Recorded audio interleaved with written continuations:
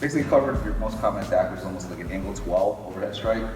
And the most basic defense against that is basically reinforced block, one hand at the end of the stick, right hand at the other end of the stick. And basically I'm trying to block in the middle of the stick.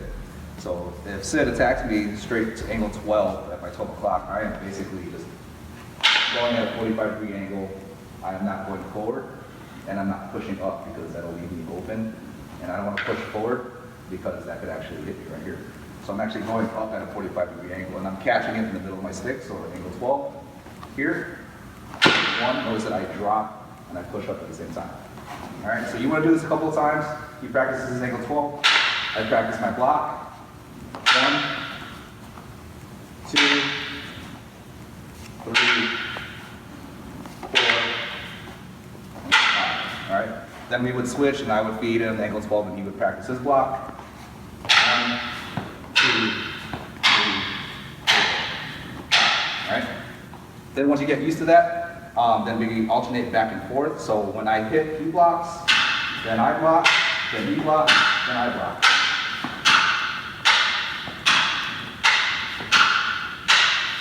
All right. So after that, then yeah, it's just a basic drill: attack and defend, attack and defend.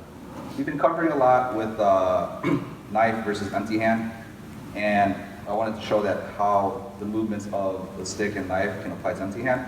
So your basic one is called the GUNTING, which is a parry and a slice. So from the right lead to right lead, he's going to punch. So I'm going to parry, slip, and I'm going to cut at the same time. So I'm going to slip my head, parry, and cut. So notice that I'm guiding his fist towards my knife, and I'm going to slice. Okay?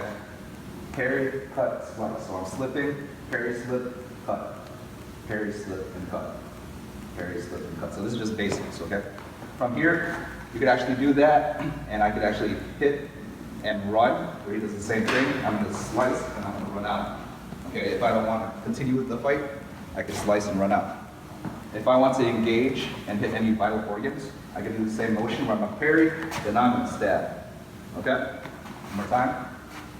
Parry and stab. I can also do the hit and run. Parry, stab, pounce. Okay? That's if I just want to leave, do damage, and go on with my day.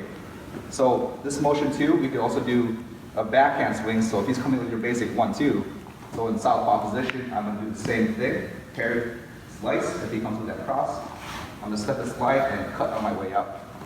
So from here, parry, slice, step and slide, and cut. One more time. Parry, cut. Okay. So how that applies to empty hand, usually I want to hit with the inside of my knuckles, but for safety purposes, I'm just going to use the slap. So I can do that same motion: parry, slap, and then backhand.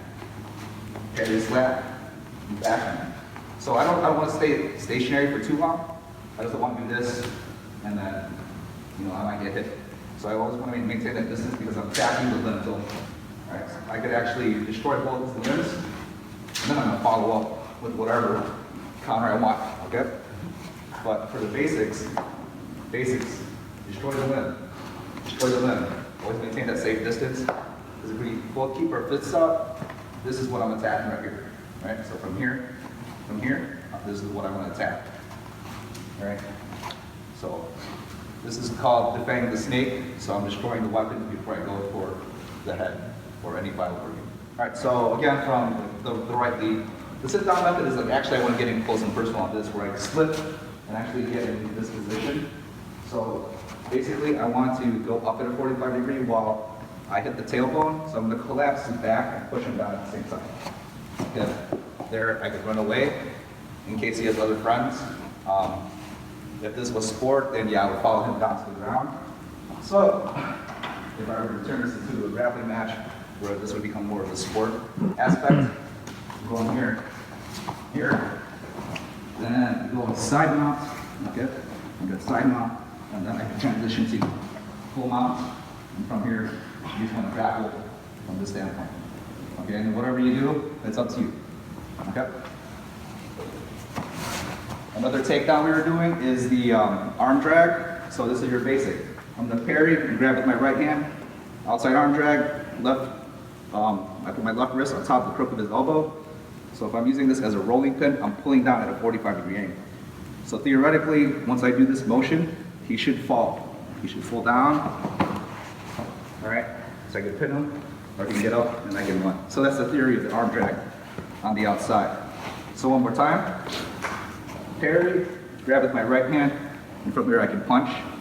Then go for my arm drag. Again, left wrist goes on the crook of his elbow, use it as a rolling pin, and I'm pulling him down at 45-degree angle. Here. No. So if we combine that with the sit down, let's say he's strong and I can't get that arm drag down, I could actually transition to the sit down motion.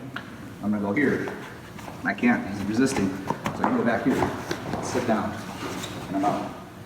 Okay? One more time. Here. Here, I can't get the arm drag, so I can go here.